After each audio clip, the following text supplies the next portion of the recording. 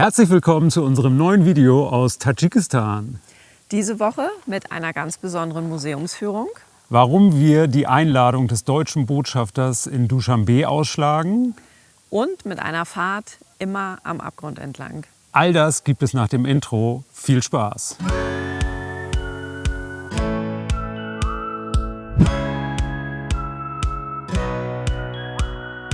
Wir sind Petra und Christoph aus Hamburg.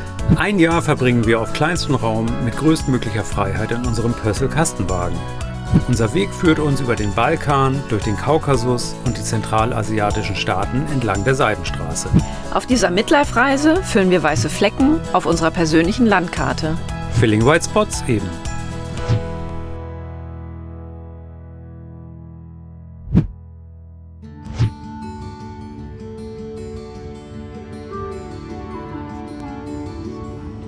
Nach herrlich entspannten Tagen am Iskandar-Kul machen wir uns mit einem lachenden und einem weinenden Auge auf den Weg Richtung Hauptstadt.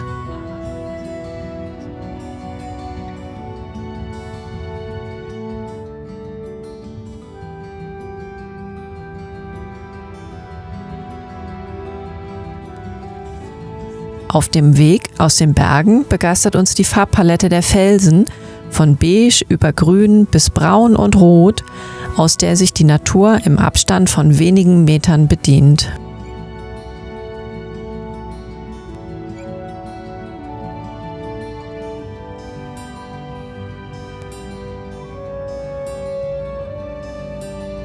Diese Stimmung beendet der Ansop-Tunnel abrupt. Der 5 Kilometer lange Tunnel verfügt über keine Beleuchtung und kein Abluftsystem, was die Sicht zusätzlich erschwert. Einzige Lichtquellen, die eigenen Scheinwerfer und plötzlich auftauchende Lichter des Gegenverkehrs. Nichts für schwache Nerven. Wir atmen mehrmals tief durch, als einige Autofahrer hier zusätzlich waghalsige Überholmanöver starten.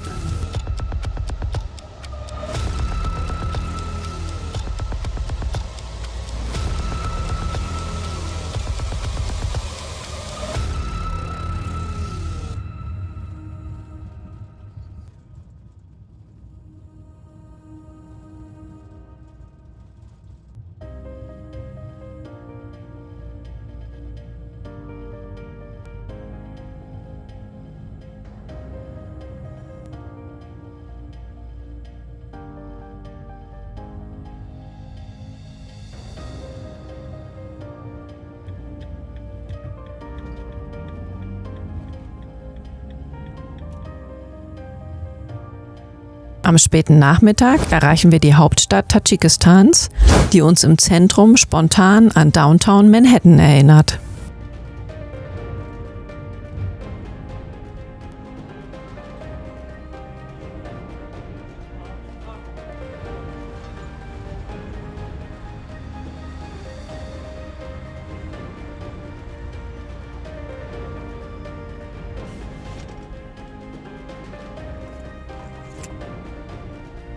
Nur wenige Fahrminuten vom Zentrum entfernt wiederum wirkt die Stadt wie ein Dorf.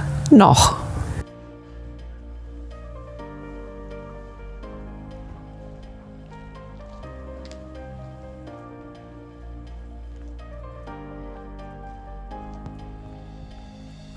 Moin aus Duschanbe. Wir sind gestern in der Hauptstadt Tadschikistans angekommen und haben uns ein Hostel gesucht.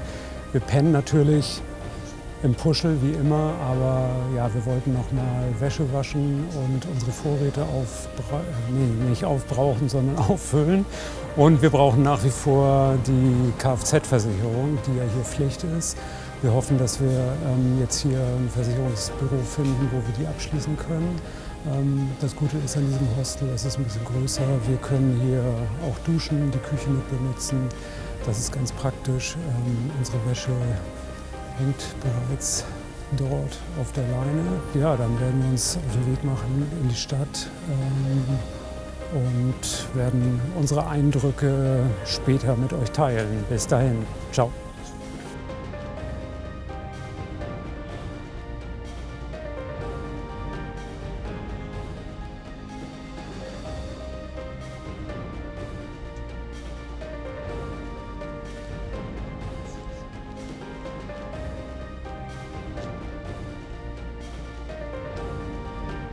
Wir laufen quer durch die Innenstadt zu 4 Adressen, an denen Versicherungsgesellschaften sitzen sollen. Keine der ersten 3 ist mehr auffindbar. Dafür treffen wir jedoch auf Baustellen.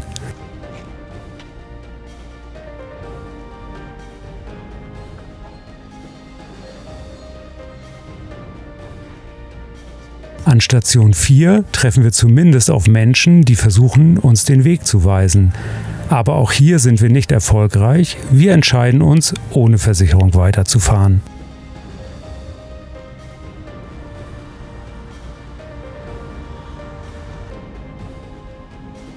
Duschanbe hat rund 1 Million EinwohnerInnen und ist auf dem besten Weg, durch unaufhaltsamen Abriss und Bauboom zu einer gesichtslosen Retortenstadt zu werden.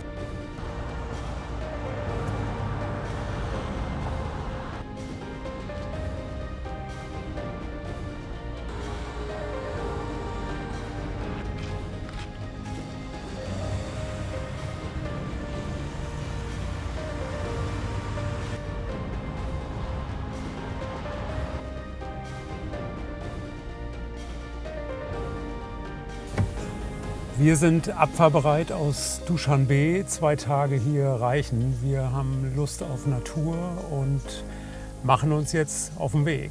Bis später.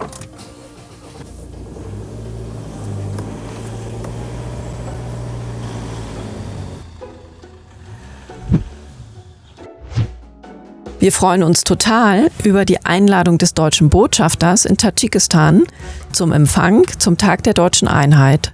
Nachdem wir Duschanbe aber bereits verlassen haben, müssen wir leider absagen.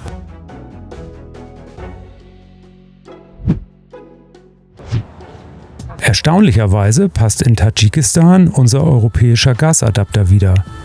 Der von Sairjon als Prototyp entwickelte Adapter für Usbekistan bekommt einen Ehrenplatz im Werkzeugkoffer. Erstmal.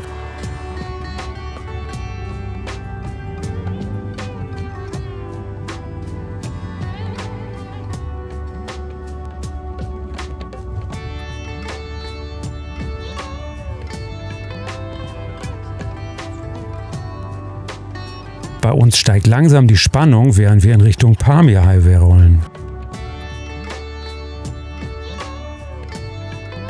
Wir entdecken am Straßenrand eine Gruppe Schülerinnen und Schüler, die bei der Baumwollernte helfen. Spontan entscheide ich mich ebenfalls ein bisschen bei der Ernte mit anzupacken.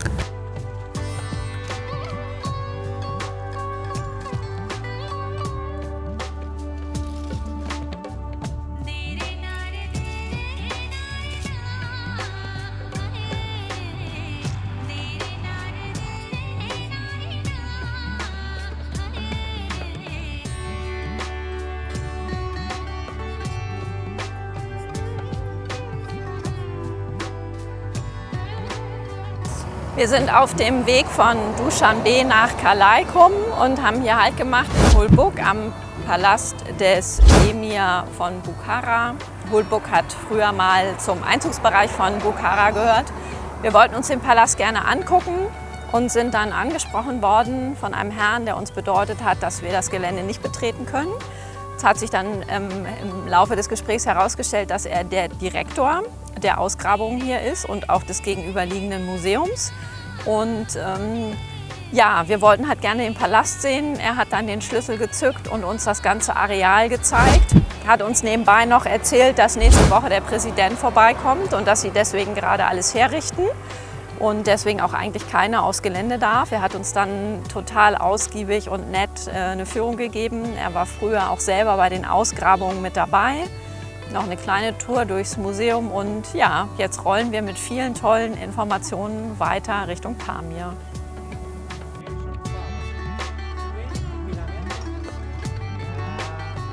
Der Palast war ein wichtiger Stützpunkt an der Seidenstraße. Er überwachte zudem ein Bergwerk, dessen Salz zusammen mit Gold und Pferden auf der Strecke gehandelt wurde.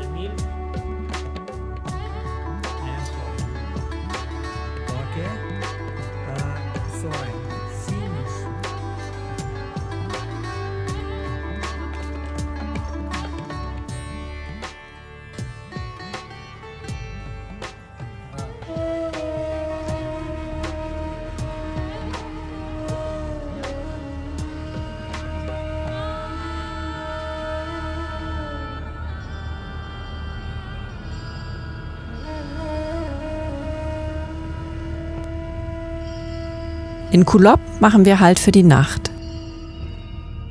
Der Besitzer einer Autowerkstatt lässt uns auf seinem Parkplatz kostenfrei stehen.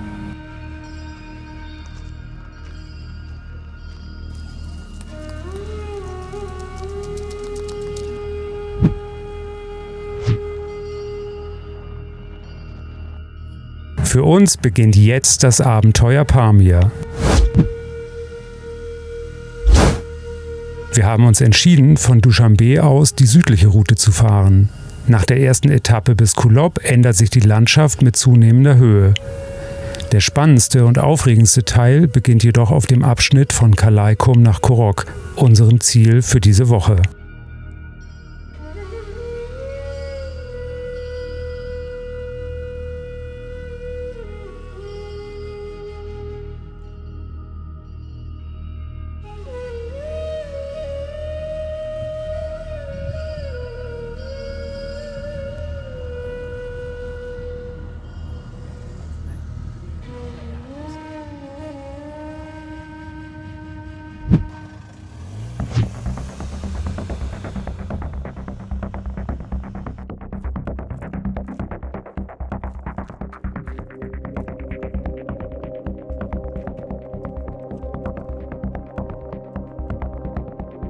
Wir erreichen den Punkt der Strecke, ab dem der Pamir Highway entlang des Grenzflusses zu Afghanistan verläuft.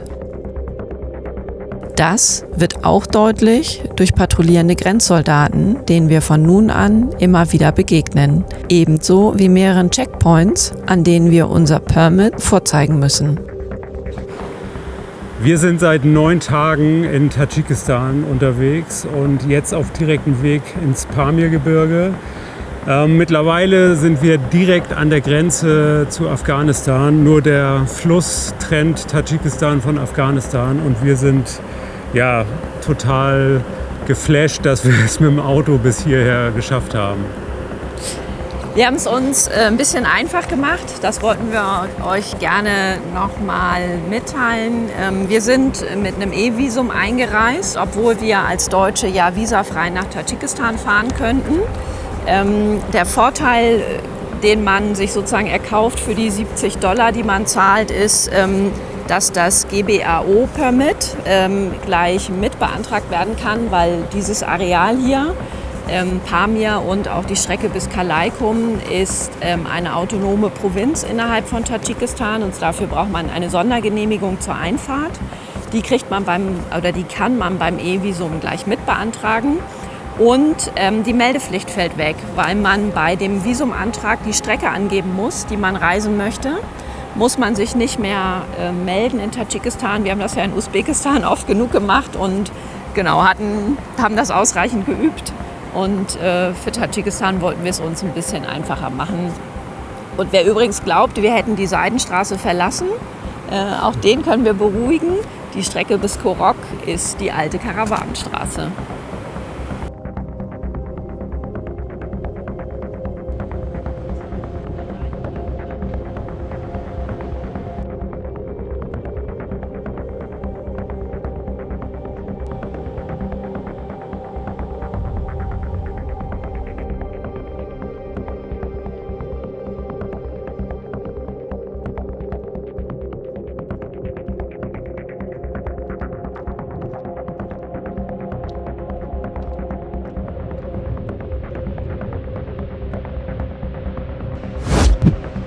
In Kalaykum besorgen wir uns ein bisschen Nervennahrung für die bevorstehende Etappe.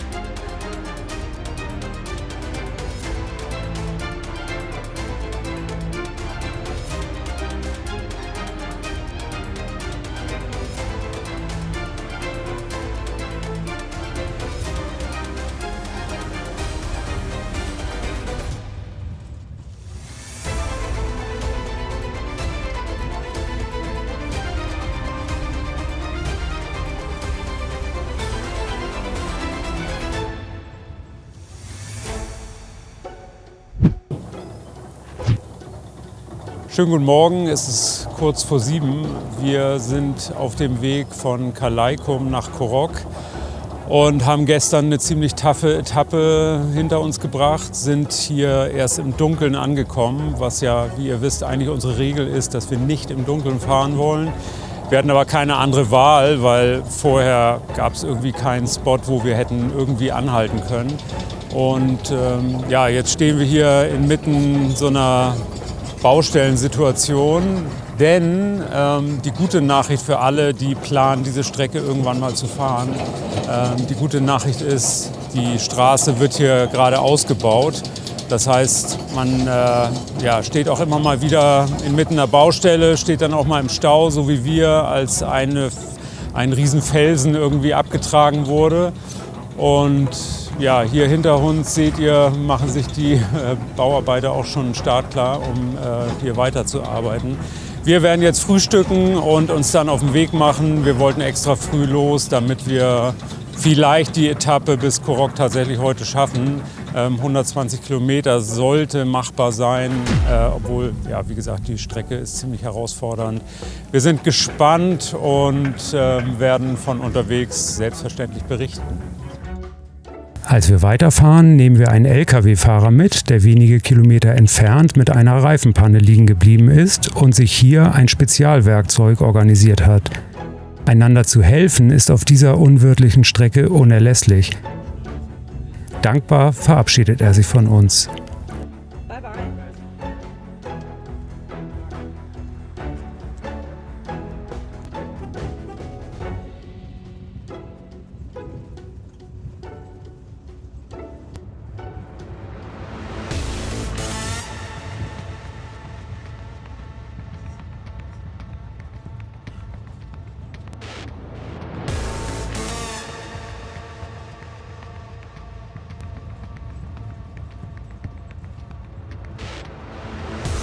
Zu gerne würden wir unsere Drohne hier in die Luft schicken, verzichten jedoch aufgrund der Grenze darauf.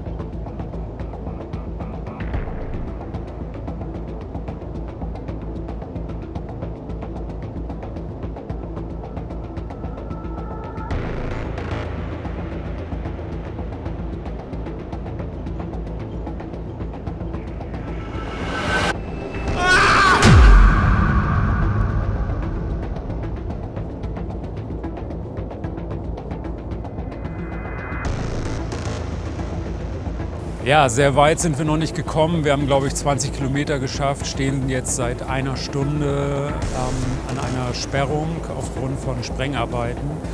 Wir haben das vorher auch gelesen, dass es zwischen 7 und 12 und 13 und 17 Uhr immer wieder zu Sperrungen kommen kann. Uns hat es jetzt erwischt. Wir nutzen die Zeit, beschäftigen uns anderweitig und hoffen, dass es bald weitergeht.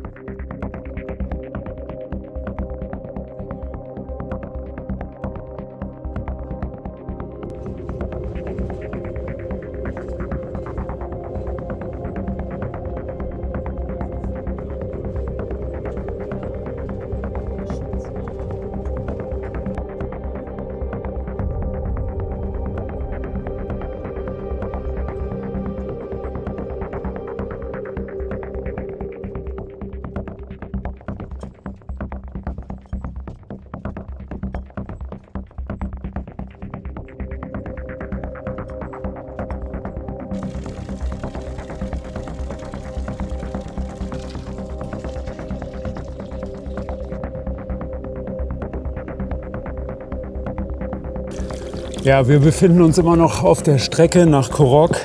Wir haben es leider nicht in 2 Tagen geschafft.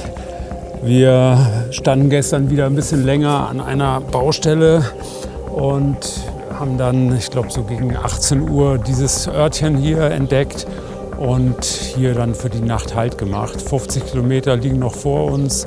Das sollte heute auf jeden Fall machbar sein. Gut, das habe ich gestern auch schon gesagt, aber heute werden wir es schaffen und ich glaube, dann legen wir erstmal einen Tag Ruhepause ein. Genau, wir melden uns später aus Korok oder vielleicht zwischendurch nochmal von der Strecke, sollte es nochmal spektakuläre Passagen geben. Wobei wir ehrlich gesagt schon genug spektakuläre Stellen erlebt haben, aber wer weiß. Was echt krass ist, ist der Zustand unseres Vans mittlerweile.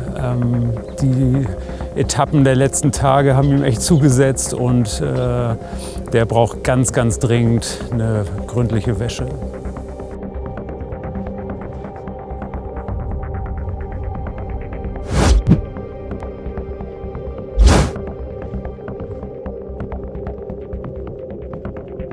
Wir erreichen schließlich Korok und kümmern uns erstmal um Puschel.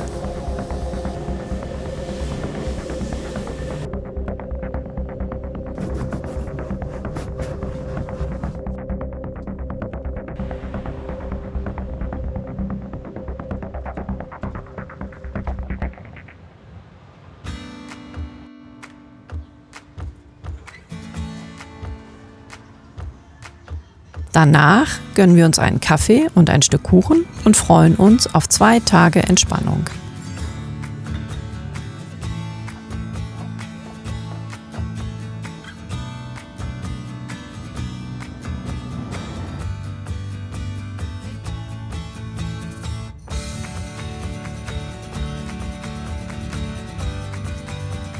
Das war eine der aufregendsten Wochen unserer bisherigen Reise. Der Pamir bringt seine ganz eigenen Gesetze mit und hat uns und auch Puschel hier und da sicherlich in die Grenzen geführt. Wie hat es dir gefallen? Ich fand es schön. Ich fand, es war eine der schönsten Wochen, die wir hatten, was die Natur angeht und die Landschaft einfach umwerfend. Wir haben uns natürlich vorher gefragt, können wir mit so einem normalen Kastenwagen ohne Four-Wheel-Drive den Pamir Highway fahren? Wir haben aber irgendwann entschieden, wir machen es einfach und probieren es aus und haben es auch nicht bereut, obwohl wir in der einen oder anderen Situation echt im Auto gesessen haben und uns gefragt haben, was machen wir hier eigentlich, sind wir eigentlich wahnsinnig? Aber wie es immer so ist im Leben, im Nachhinein ist man immer schlauer und da vergisst man natürlich diese Momente auf eine Art und genießt nur noch die schönen Erinnerungen daran. Und insofern solltet ihr mit dem Gedanken spielen, mit eurem Kastenwagen diese Strecke zu fahren, macht es. Fahrt einfach los und wir sind einfach mit der Devise losgefahren. Wenn es nicht mehr weitergeht, drehen wir halt um. Wobei das nicht wirklich eine Option war. Genau, also fahrt los und traut euch. Wir stehen auch nicht zufällig hier vor diesem Schild mit diesem Herz. Wenn euch unser Film gefallen hat, dann lasst ein Herz da, also ein Like oder abonniert unseren Kanal, drückt auf die Glocke. Wir freuen uns auf alle Fälle darüber. Nächste Woche geht es weiter auf dem Pamir, dann folgt Teil 2 am nächsten Sonntag und bis dahin, ciao. Tschüss.